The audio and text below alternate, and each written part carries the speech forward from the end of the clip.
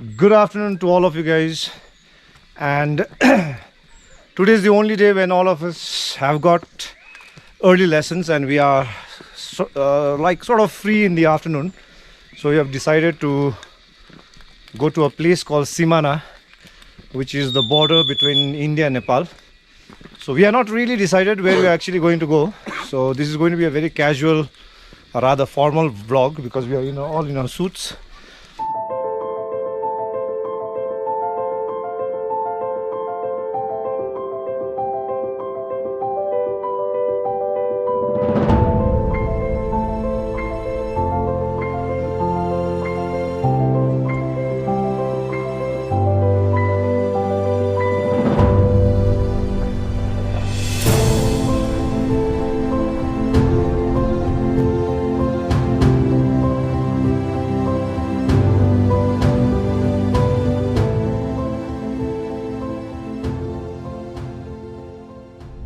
So now all of us are here and we are now about to head off to, I think, Simana.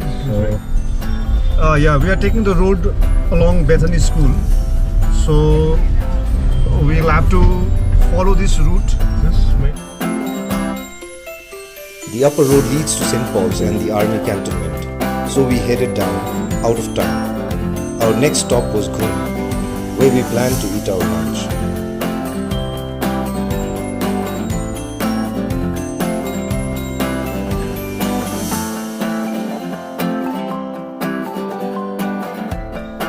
The week had yet to reach its end, and we were already drained of energy. We needed a break, and even a short one would suffice.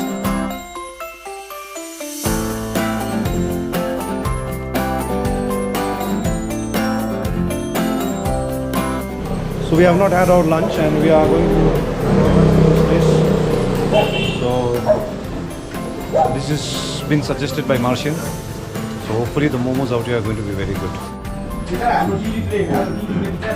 That was the first bite. Very big bite. Oh, lovely. Look, your reaction. Had a reaction. Wow. Very juicy. After a hearty lunch of several plates of dumplings, we headed towards Jorepokhari.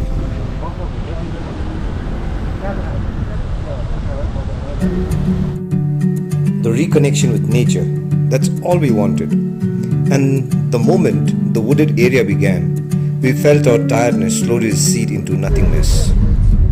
So we are going to Lepcha Jagat also. So I heard there is a viewpoint out there, so we'll try to see. I don't think we'll be able to see anything, but we are going to try. So along the way, I saw numerous sights of littering, and each time my joy faded momentarily. We can never replicate the true grandeur of the hills, but we can at least help preserve it. We need to really stop mindlessly tossing out chips packets and chocolate wrappers from vehicles while traveling.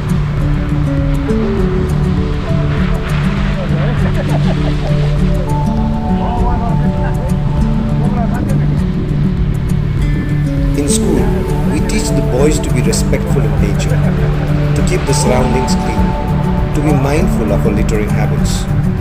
Personally, I'd say that these things are equally important, if not more than plain academics. Whether a student becomes a lay citizen, or a businessman, a doctor, an engineer, or a politician, how he views and treats nature will define a lot of his decisions.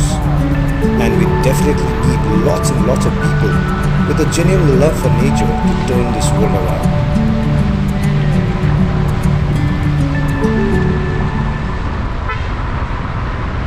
we are about to reach Lepcha Jagat. We are going to stop out here and go to the viewpoint. Hopefully it'll be nice. So this is the high class driver we have got out here. All suited, booted.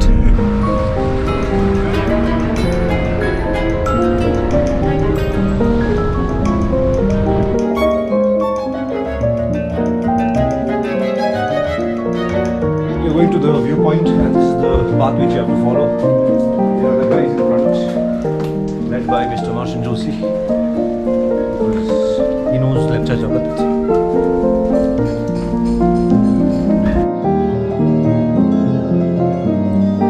It was a short walk up to the viewpoint, so we wasted no time in tackling the distance.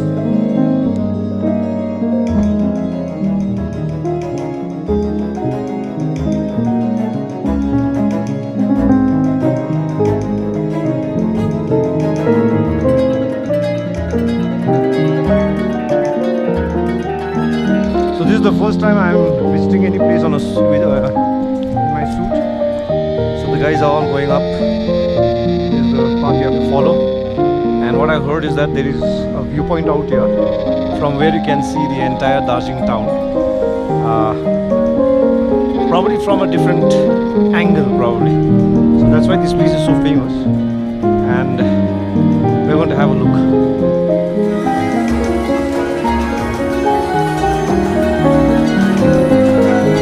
Treaded the last couple of 100 meters up through the wooded path, hoping to catch a different face of our beloved town.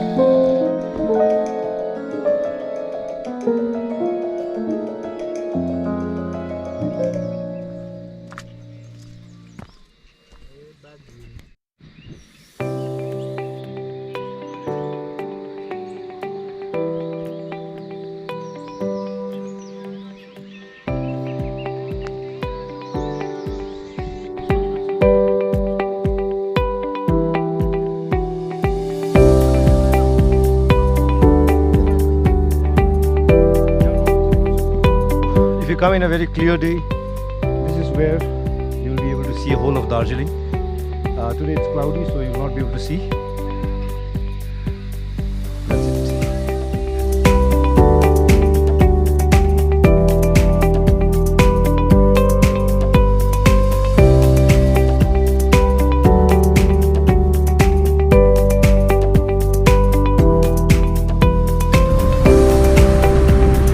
Though we returned from the viewpoint without having seen anything, the few laughs and friendly banter we shared out there more than made up for everything else.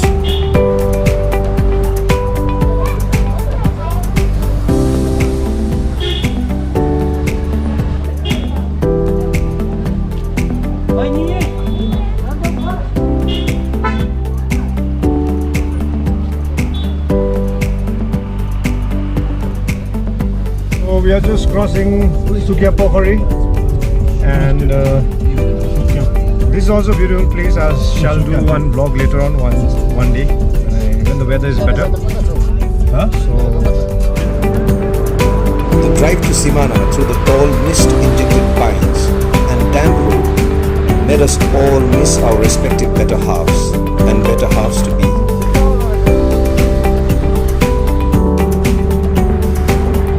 I felt like a child again, exploring the various mazes of his imaginary world.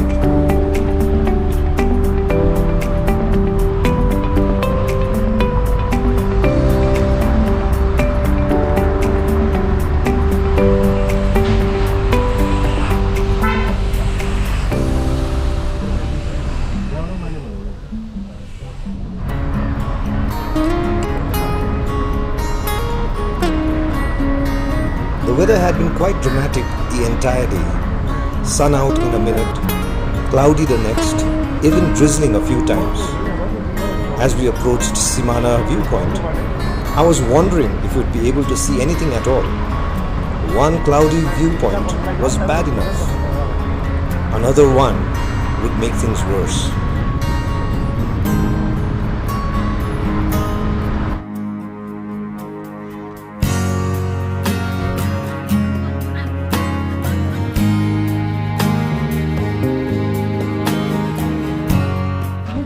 So we have just reached Simana, and we're going to have some tea out here. So all the guys are here.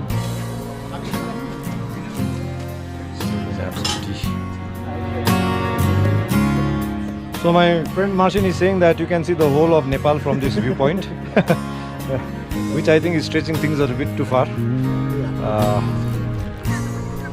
So So we were just pulling his leg and saying, can we see Kathmandu from this place? Okay, anyway, the things have cleared out a little bit and you can see. Your angle, like this angle. It's in. The clouds tore apart briefly to offer us a glance of what they hid with such efficiency. Oh, he's happy with that. So we are leaving now and heading back towards Jorepokhari. So we have taken an offshoot road towards the left, and oh, the gate is open because there is another vehicle also coming. So I hope they are not returning back after seeing that the gate is locked or something like that. Excuse me. Now Jorepokhari is very famous for its salamanders, but that was like 20 years back, because now I do not know whether there are any salamanders out there. But it was one prime location for salamanders, and there are some ponds out there, but we'll search for salamanders. I do not know whether we'll be able to see any of them. Hopefully. There are 2 cemented ponds, and there are lots of big fishes out there, so I'm pretty sure there will be no salamanders whatsoever.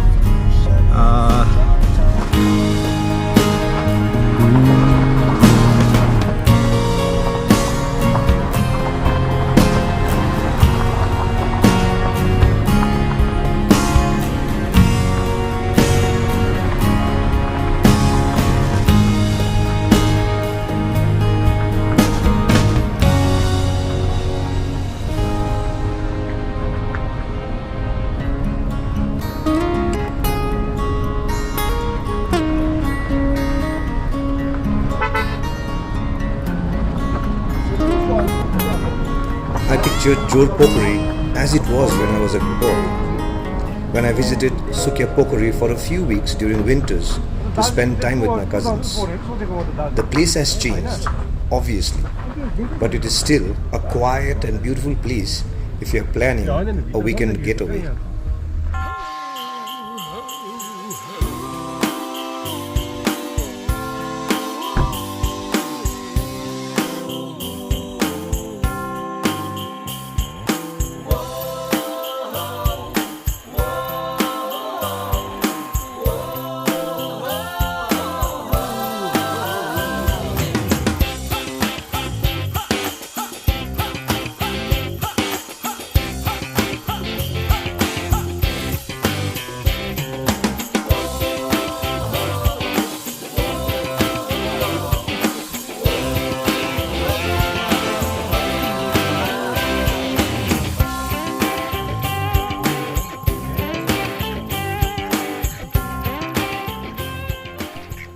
We spent a while at the pond, feeding the fish and the ducks. All appeared well and good, but I couldn't help wondering about the salamanders. Did we drive the salamander population to zero in our haste to develop Jorepokhari as a tourist location? Would there be more tourist footfalls if there were plenty of salamanders to be spotted in Jorepokhari?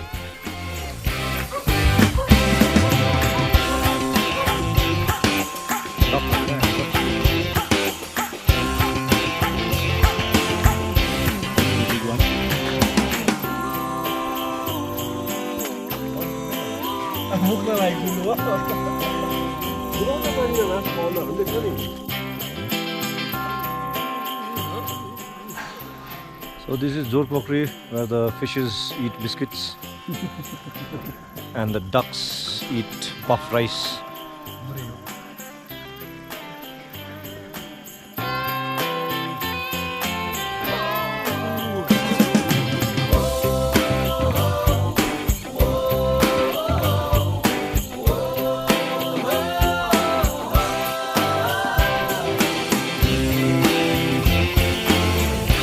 So we are returning back from Jorepokhari, and there was no sun, so obviously we couldn't see much, but we did see a lot of fish which eats biscuits.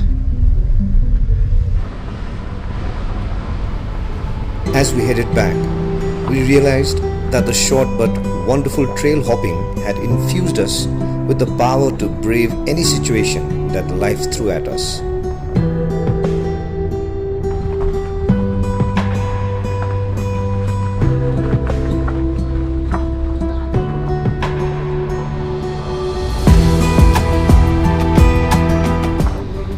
The clouds had hidden most of the sights we'd have loved to view, but we'd had a good time anyway.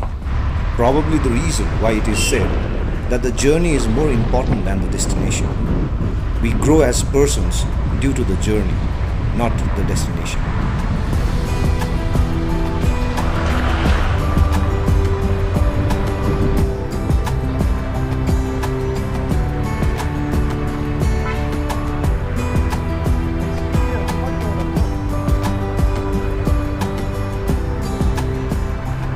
We are teachers, so naturally we all teach the syllabus.